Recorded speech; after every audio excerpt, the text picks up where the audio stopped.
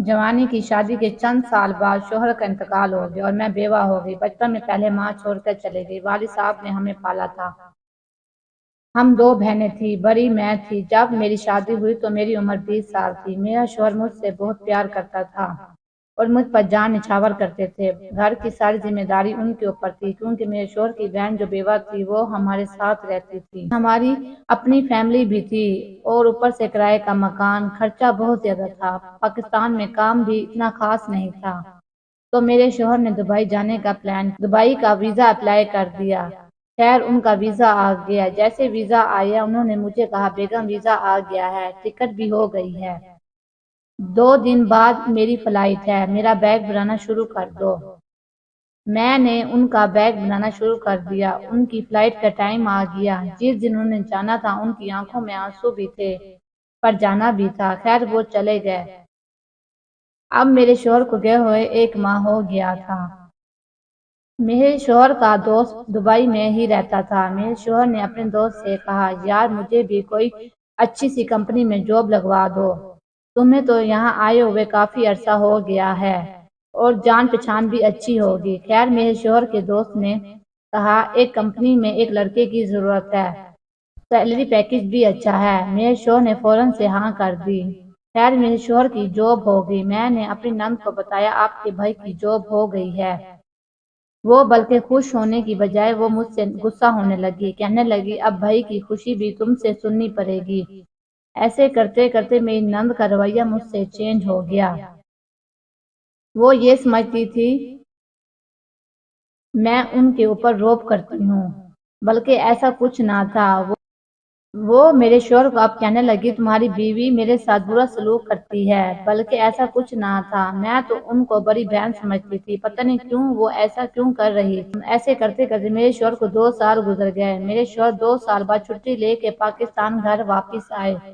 وہ میرے بچوں کے لیے کافی سامان لے کر آئے اور اپنی بہن کے لیے بھی۔ پھر بھی میری بہن کو اعتراض تھا، اپنی بیوی کے لیے زیادہ اچھا سامان لایا ہے، بلکہ ایسا کچھ نہ تھا، برابر کا سامان تھا۔ پھر بھی میری نند کو مجھ سے جیلسی ہونے لگی، پتہ نہیں کیوں۔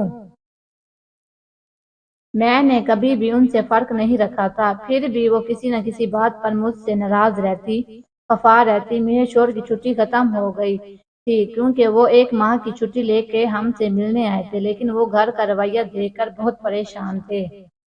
اب میری نند کو کہنے لگے، ہنسی خوشی رہا کرو، اور وہ چلے گئے۔ کچھ دن گزرے ہی تھے، میری نند کا رویہ بہت خراب تھا۔ اب وہ مجھے بد دعا دینے لگی، کہنے لگی جس طرح میں جوانی میں بیوہ ہوئی ہوں، خدا تجھے ہی میری طرح کرے۔ اب تو مجھے خوف آنا شروع ہو گیا، چلو میرا نہ صحیح اپنے بھائی کا خیال رکھ لیتی، اب تو کوئی بات ہو یا نہ ہو وہ بد دعا دے دیتی، جیسے وہ میری وجہ سے بیوہ ہوئی ہوں۔ اب تو مجھے ان پر غصہ آنا شروع ہو گیا تھا۔ جس بھائی نے ان کو باپ کی طرح سہارا دیا، انہی کو بد دعا دے رہی تھی۔ ایک دن ایسا ہوا، میری پھپھو کا بیٹا مجھے ملنے آیا۔ میری نند نے مجھ پر الزام لگا دیا اور میرے شوہر کو کہہ دیا، تمہاری بیوی کا اپنے پھپھو کے بیٹے سے چکر چل رہا ہے۔ غصہ یہ سننا ہی تھا، مجھے غصہ آ رہا تھا۔ اب ان کی روٹین میں شامل تھا مجھے تنگ کرنا، کبھی بد دعا، کبھی کیا۔ روز کی باتیں سن سن کر میرے شوہر کی طبیعت خراب رہنے لگی۔ میں نے اپنی نند کو کہا، کچھ تو اپنے بھائی کا خیال کر لیں، لیکن میری نند مجھے کہنے لگی، ہاں تم کہتی ہو تمہارے کالے کرتوت تمہارے شوہر کو نہ بتاؤں۔ میں نے اپنی نند کو کہا، ایسا کچھ نہیں ہے، آپ کی گھٹیا سوچ ہے۔ ایک دن میرے شوہر کی مجھے کال آئی اور مجھے کہنے لگے میری طبیعت خراب ہے۔ میں نے کہا، آپ فکر نہ کریں یہاں کی۔ لیکن رات کو پھر اچانک کال آئی ان کے دوست کی، اور وہ کہنے لگے بھابی عامر کو اٹیک آیا ہے اور اس کی حالت بہت خراب ہے، دعا کیجیے۔ جب میں نے یہ سنا تو میرا دل بیٹھ گیا، جیسے میری خوشیوں کو کسی کی نظر لگ رہی تھی۔ اچانک سے پھر سے فون بجا، لیکن میں ڈر رہی تھی فون اٹھانے سے۔ میں نے فون اٹھایا، مجھے میرے شوہر کے دوست نے بتایا کہ بھابی عامر نہیں رہا۔ وہیں میرے سے موبائل گر گیا اور جوانی میں بیوہ ہو گئی، 2 بیٹیاں اور ایک بیٹے کا سہارا تھا۔ مجھے میرے شوہر کا اس دنیا سے جانا ہی تھا۔ لوگوں کا رویہ بہت برا ہو گیا مجھ سے، جیسے مجھ پر غم کا پہاڑ ٹوٹ پڑا۔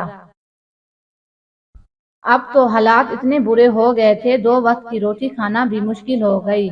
بیٹے کو کام پر لگایا، کچھ لے کر آئے گا، جیسے میری خوشیوں کو نظر لگ گئی۔ بیٹے کو کام پر لگایا، اس کو نشے کی عادت لگ گئی اور بیٹی کی شادی کی، اس کا شوہر کماتا نہ تھا۔ میں یہ سوچ سوچ کر شوگر کی مریض اور طرح طرح کی بیماریاں میری دوست بن گئی۔ اب خدا سے ایک ہی دعا کرتی، یا تو مجھے موت آ جائے یا میں خودکشی کر لوں۔ خودکشی کرنے کا سوچتی تو خدا کا خوف آ جاتا ہے۔ بس لوگوں کے حسد نے میری زندگی اجاڑ دی تھی۔